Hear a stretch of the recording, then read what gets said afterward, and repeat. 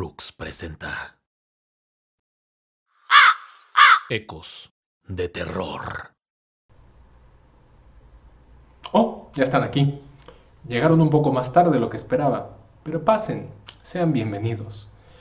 Yo soy Beren y soy el centinela. Estoy a cargo de vigilar todo lo que sucede en este lugar y ofrecer protección, ya que están a punto de pasar a un sitio peligroso. Si ustedes son personas sensibles o que se asustan fácilmente, quizá quieran pensarlo 2 veces antes de quedarse. Para que me entiendan mejor, aquí se escuchan historias peculiares. No nos molestamos en discutir si son reales o no, porque ¿qué es la realidad al fin y al cabo? No es más que la mezcla de nuestra percepción, de nuestros recuerdos y de nuestra imaginación. Lo que sí sabemos es que todos los que vienen aquí no son los mismos al salir. Oh, calma, Ivonne, calma. Tienes razón. Disculpen, Ivonne es un poco inquieta. Ya la irán conociendo. En fin, después de la advertencia, vamos a escuchar los 3 relatos que tenemos para ustedes, si es que se atreven. Ahora solo queda decir que la noche se avecina y empieza mi guardia. Esto es Ecos de Terror.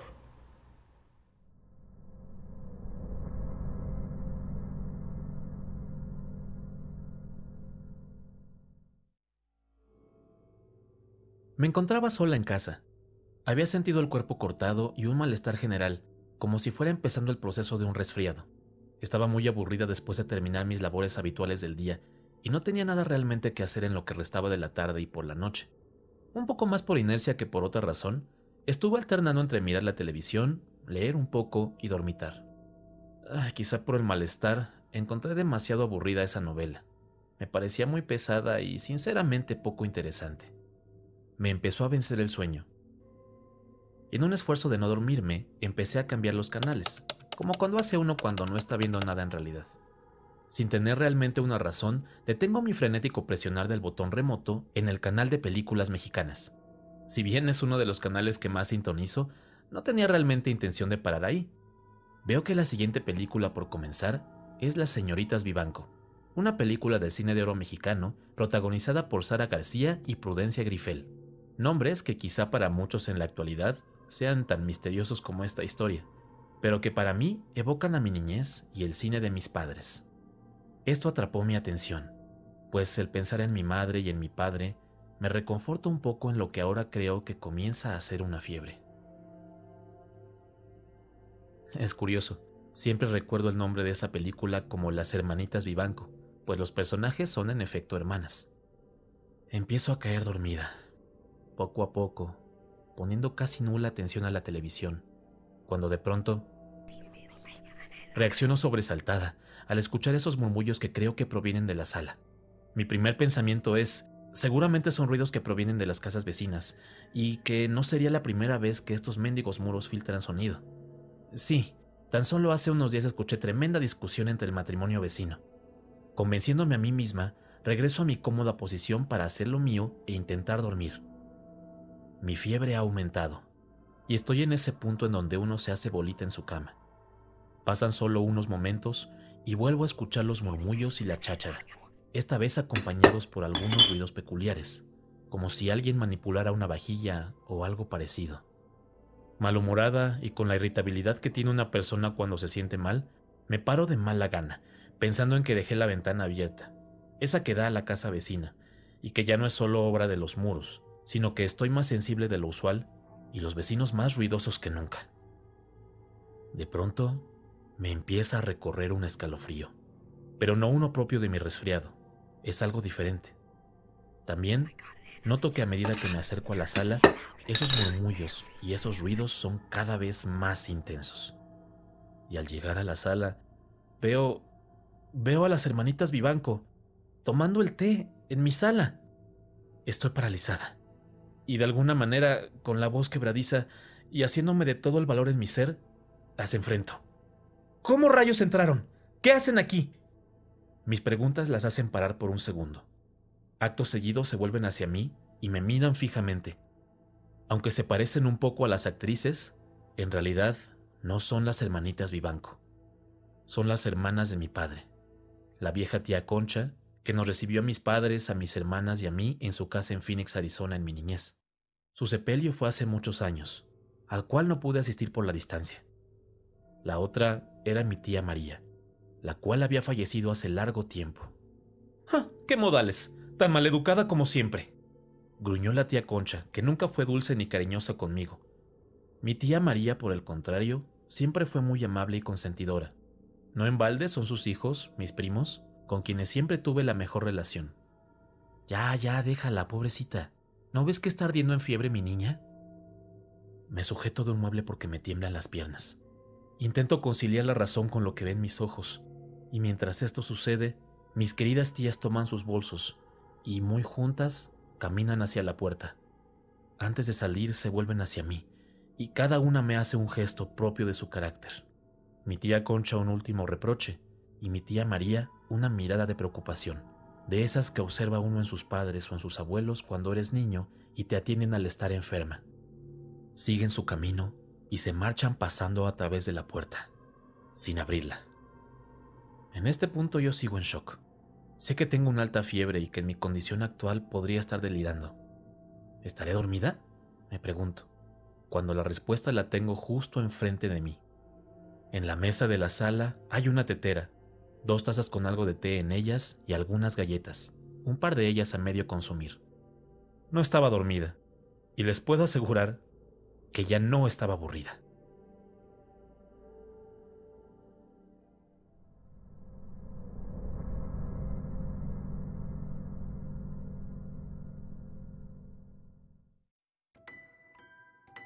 Crecí escuchando historias de mi hermano mayor, Jaime. Para mí, Jaime era una especie de ídolo personal. Es de esos individuos que a lo largo de su vida hizo de todo, y en particular tuvo una juventud llena de aventuras. Entre tantas cosas que hizo, puedo mencionar que trabajó en la selva con una caravana chiclera, dio clases a presos en Lecumberri, vivió en Canadá un tiempo y recorrió México en motocicleta. Su verdadera pasión y profesión fue la pintura, en la que usaba el seudónimo Jaumet. A través de Facebook vi que mis hijos compartieron una convocatoria de enviar historias de terror o paranormales y decidí que sería bueno compartir algunas de las que tuvo a bien mi hermano en confiarme. Quizá es por la nostalgia que me atrevo a hacerlo ahora, pues tiene un par de meses que nos dejó, y que estoy seguro de que en vida no le habría hecho mucha gracia que fueran divulgadas. Esta historia me parece de las más interesantes. Le sucedió a mi hermano en el viaje que hizo en su juventud en motocicleta por todo el país. Les aseguro que a pesar de las similitudes que puedan encontrar con material de películas o series, es meramente coincidencia. Mi hermano, siendo un artista excéntrico, murió siendo un octogenario que no poseía una televisión, mientras que yo he tratado de comunicar fielmente la historia tal y como me fue relatada. En su camino hacia el norte, mi hermano recordó una vieja leyenda familiar de un tesoro enterrado en San Blas, Nayarit. Esa es una historia muy larga y que seguramente compartiré en el futuro. Persiguiendo un poco esta leyenda, mi hermano condujo su motocicleta rumbo a San Blas.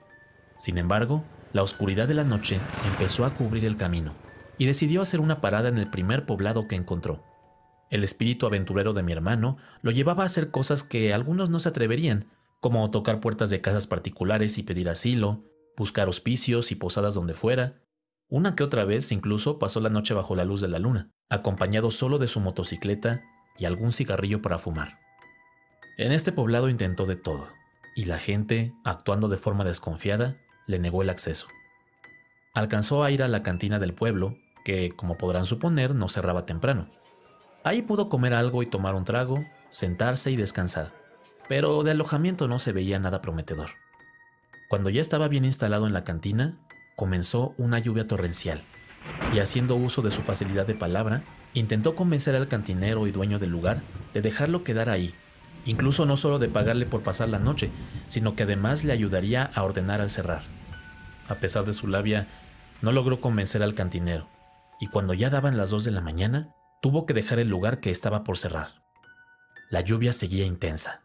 Mi hermano tomó su motocicleta y sin arrancarla, se dirigió al borde del pueblo donde pensó instalarse bajo una línea de árboles que parecía dibujar una frontera imaginaria.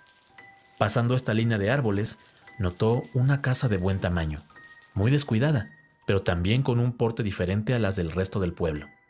La luz de la luna brillaba sobre la casa, como si las densas nubes y la lluvia hicieran un espacio para que ésta fuera visible. De nuevo, mi hermano, siendo quien era, no titubeó y pensó que sería su oportunidad de encontrar dónde pasar la noche. Tocó la puerta y momentos después apareció la figura de un hombre alto, delgado y vestido de una manera muy sobria, pero que dejaba ver cierta elegancia en su atuendo. «¿Qué quiere?», preguntó el individuo a mi hermano. Estoy buscando dónde pasar la noche. Nadie en el pueblo me quiso dar alojamiento y con la tormenta no quisiera dormir en la intemperie», respondió Jaumet con una timidez no usual en él. El individuo lo miraba fijamente, a lo que mi hermano completó. «Puedo pagarle, por supuesto». De la figura de este hombre, de su rostro para ser más específico, salió algo parecido a una sonrisa, y solo respondió en voz grave. «Claramente no es de por aquí. Pase entonces».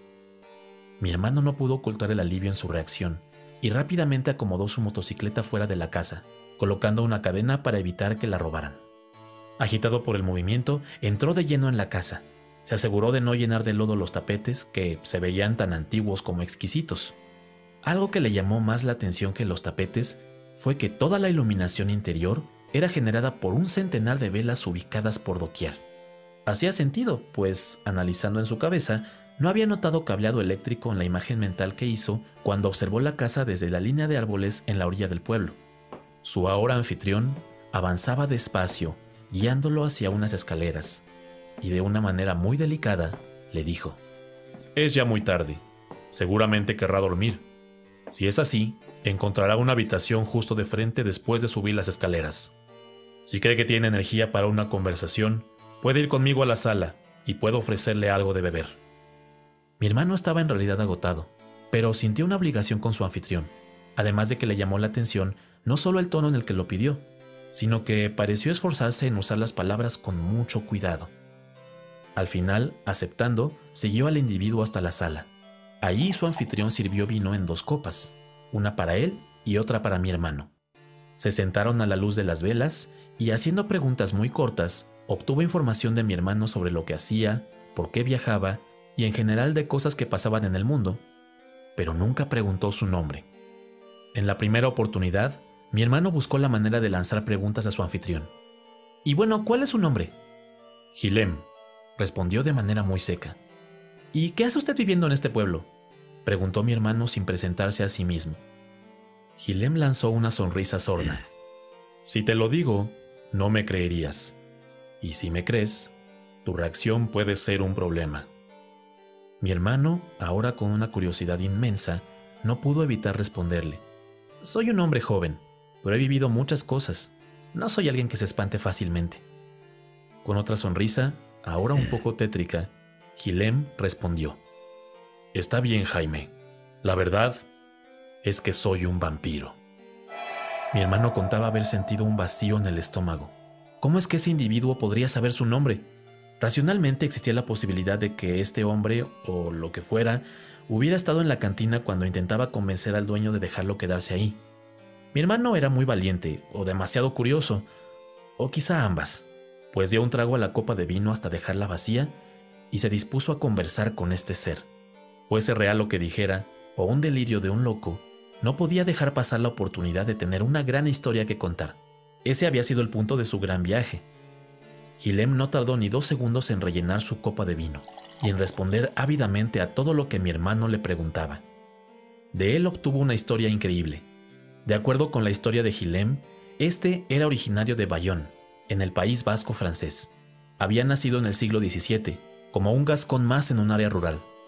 Vivió lo que él considera una larga vida para los estándares de esa época, casi 39 años, aunque él mismo no sabía exactamente cuándo había nacido.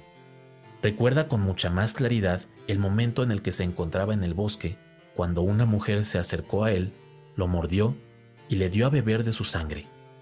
A partir de ahí, según él, se convirtió en lo que era ahora, un vampiro. Durante muchos años, dice no haber entendido bien el propósito de su nueva existencia. En algún punto escapó de Europa, según él, por motivos que era mejor no recordar, y viajó en barco desde Marsella a Luisiana en 1767. Allí residió con muchos otros inmigrantes franceses y pocos años después los españoles tomaron control nuevamente de Luisiana. Con un poco de suerte, pudo hacer relaciones en el ejército español, trabajando en la cocina de las barracas en Nueva Orleans y años más tarde para el gobernador Bernardo de Galvez. Fue cuando este último recibió su nombramiento como virrey de la Nueva España que Gilem dice haber llegado a lo que hoy es México, y que a la muerte del virrey decidió ir a lugares menos poblados, eligiendo el reino de Nueva Galicia, que hoy incluye el estado de Nayarit, como el lugar ideal. Desde entonces residía ahí, en el mismo lugar. Todo ese contexto histórico era fenomenal para mi hermano, pero no resolvía las dudas más importantes. Mi hermano encontraba fascinante la coherencia de las fechas y de los nombres. Sin duda hablaba con una persona educada, pero ¿un vampiro? Gilem parecía entender las facciones de mi hermano y profundizó en el tema. Según Gilem, las concepciones y el folclore popular sobre los vampiros tenían algunos elementos verdaderos y otros eran meramente mito. Es cierto que somos criaturas principalmente nocturnas, pero como cualquier criatura nocturna, podemos salir perfectamente a la luz del sol. No nos agrada, pero tampoco nos verás en combustión espontánea. Habló sobre más detalles, sobre cómo, en efecto, tienen que alimentarse de sangre, aunque no necesariamente humana, que no son animales salvajes que cazan a personas de manera voraz, pero que en efecto, y sobre todo en su juventud, tienen un instinto más agresivo, como si fuera una necesidad para saciar.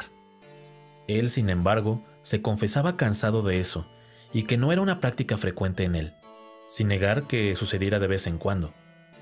Es justo por eso que la gente del pueblo se comportaba extrañamente.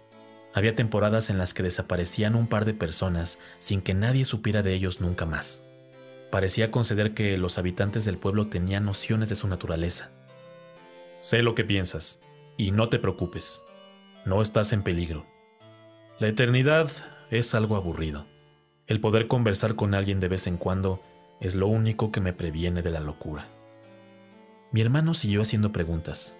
El amanecer ya estaba muy cerca y ya no llovía. Ya con plena luz del sol y con muchas respuestas, mi hermano pidió permiso a su anfitrión para partir. Este, con un ademán, le señaló el camino a la puerta y le hizo un gesto de agradecimiento. Jaumet subió a su moto, siguió su camino y, aunque cansado, sentía una adrenalina especial que lo mantuvo energizado hasta llegar a San Blas. Años después, cuando mi hermano me contó esta historia, no pude evitar preguntarle si había sentido miedo. Él me respondió que lo único que realmente lo aterró fue el saber lo que asustaba a este ser. Fuese realmente un vampiro o un hombre trastornado, tenía un miedo legítimo que para mi hermano era algo igualmente inquietante. Verás, Enrique, a este hombre o criatura, lo que más le atormentaba era existir. Usó la siguiente frase, en la que sentí una desesperanza infinita y que de pronto invade mis pensamientos en la soledad. Dijo: la eternidad te lleva por caminos insospechados.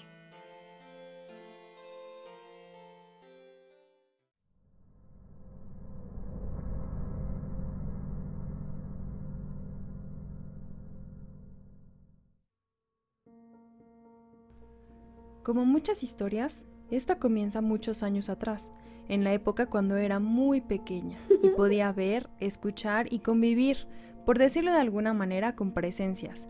Llámenle fantasmas, ángeles, demonios, seres de otras dimensiones, yo qué sé.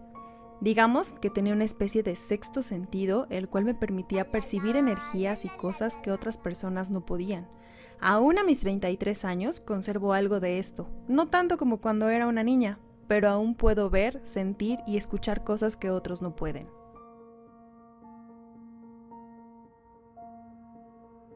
A los 15 años, por cuestiones familiares, nos mudamos mi mamá, mi hermana y yo a vivir a casa de mi abuelita con ella y uno de mis tíos.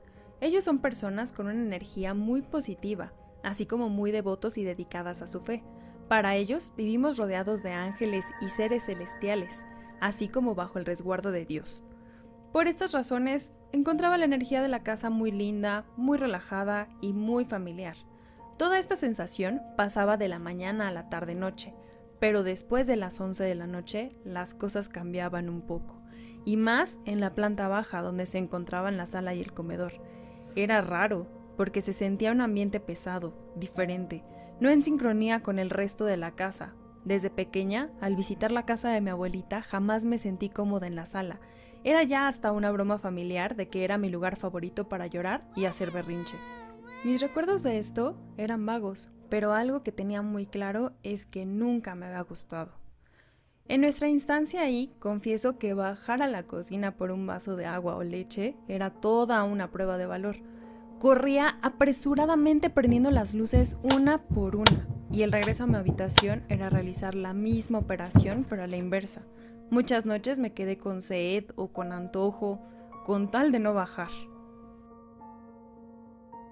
Pasó el tiempo y al final como que me acostumbré y mejor me llevaba a mi recámara agua o leche para no tener necesidad de bajar. Tiempo después, menos del que mi mamá hubiera querido y más del que mi paciencia toleraba, comencé a salir de fiesta, antros y a llegar a casa por la madrugada.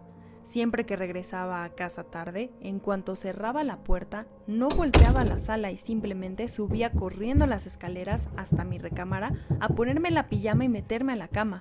Confieso que también hubo muchas ocasiones en que decidí regresar temprano o incluso no salir, con tal de no tener que pasar por esa travesía. Tenía la sensación como si fuera una especie de trampa, una trampa que estaba esperando a que yo cayera y que había logrado eludir por años. Una noche llegué a casa como a las 3, 4 de la mañana. Esa noche la energía o el ambiente se sentían como más pesados de lo normal. Incluso al cerrar la puerta principal, la sala se sentía más fría que la cochera. Sentí un escalofrío recorrer toda mi espalda y no pude resistir un instinto de voltear hacia los sillones, y ahí estaba, la figura de un hombre con un sombrero de copa y un bastón en sus manos sentado en la sala. Era como una sombra muy oscura, tanto que se veía claramente entre la oscuridad de la noche. Me quedé helada, por un momento inmóvil. No sabía si gritar o correr a mi cuarto. Mi mente estaba en blanco. De pronto, el hombre del sombrero comenzó a mover la cabeza volteando hacia mí. Fue cuando reaccioné y corrí por las escaleras hasta mi recámara y cual niña pequeña me cubrí con las cobijas de pies a cabeza temblando. No sé realmente cuánto tiempo pasó, pero no debió ser mucho, pues aún no amanecía. Un pensamiento comenzó a invadir mi ser, ¿y si esta cosa le intenta hacer algo a mi familia? Mi abuelita empezaba a tener algunos problemas cardíacos y creo que fue el miedo, la preocupación a que se topara con algo lo que me envalentonó y me hizo contra todo instinto lógico en mi ser bajar a enfrentar a lo que sea que estuviese en la sala. Bajé las escaleras y en ese momento iba fúrica dispuesta a expulsar a este invasor de nuestra casa, de nuestras vidas. Pero no había nadie, ni nada, por más que busqué. Hice el suficiente ruido como para que mi mamá despertara y me reprendiera un poco, además de no dejar pasar la oportunidad de comentar que seguro había llegado pasada de copas a la casa. Yo no discutí, ni tampoco le dije qué había pasado para no preocupar a nadie, simplemente me disculpé y me fui a dormir. Los siguientes días fueron comunes y corrientes. Yo seguía en un estado de alerta y me estuve guardando en casa, más específico en mi habitación después de las 11 de la noche. Una parte de mí comenzaba a creer que había imaginado todo, pero esa sensación incómoda cada vez que pasaba por la sala me recordaba que no, que teníamos un intruso en casa y que seguía al acecho. Pasó suficiente tiempo como para que yo me relajara y regresara a mi rutina habitual. El día de mi graduación de la prepa había llegado, y naturalmente el festejo correspondiente. Nuevamente me vi regresando a casa de madrugada y probablemente fue la emoción de haber concluido esa etapa que entré a casa como si nada, olvidando por un momento al Catrín que acechaba en la oscuridad. En ese momento, al cerrar la puerta, volví a tener esa sensación helada en la espalda y me di cuenta de que estaba sucediendo de nuevo. Esta vez no fue el instinto el que me llevó a mirar la sala, fue la curiosidad, como el reafirmar que este ser en efecto estaba ahí. Miré al mismo sillón y ahí estaba, sentado, mirándome, con su sombrero de copa y el bastón entre lo que antes había creído que eran sus manos, pero ahora se miraban como unas garras afiladas. Yo no podía moverme, no podía gritar, solo sentía el corazón latiendo tan rápido que podía haber salido de mi pecho volando. Y cuando pensé que no podía sentir más terror, este ser se levantó del sillón.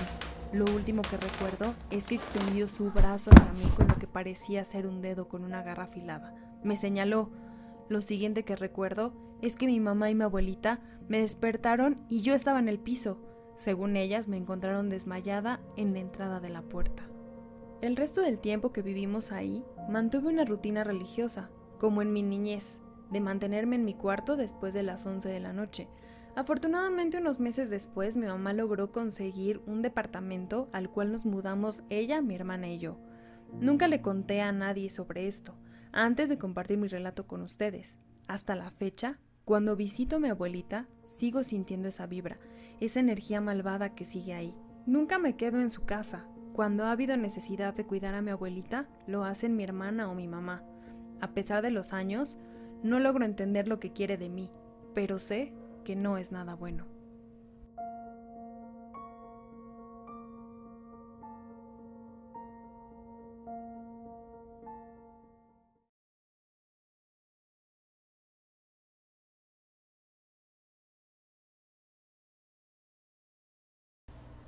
¿Qué pasó, chavorrucks? Buenas noches. Les agradecemos mucho por haber escuchado nuestro programa de hoy. Esperamos que les hayan gustado los relatos que les presentamos. La verdad es que estamos muy emocionados con esta nueva sección de nuestro canal. Está inspirada y es un homenaje a los programas de terror que escuchábamos cuando más jóvenes en radio y en televisión. Recuerden que esta sección se arma con contenido que ustedes nos comparten, es decir, los relatos vienen de ustedes, nuestro público, entonces por favor sigan enviando sus relatos y sus experiencias a través de nuestra página de Facebook.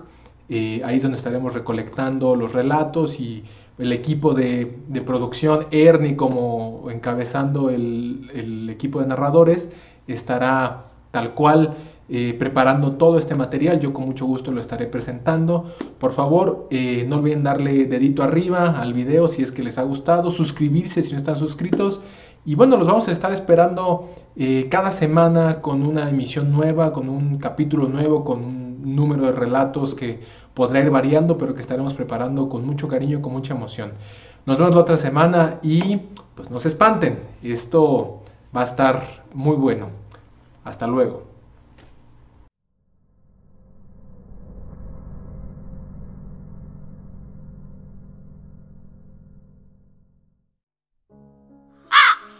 Ecos de terror.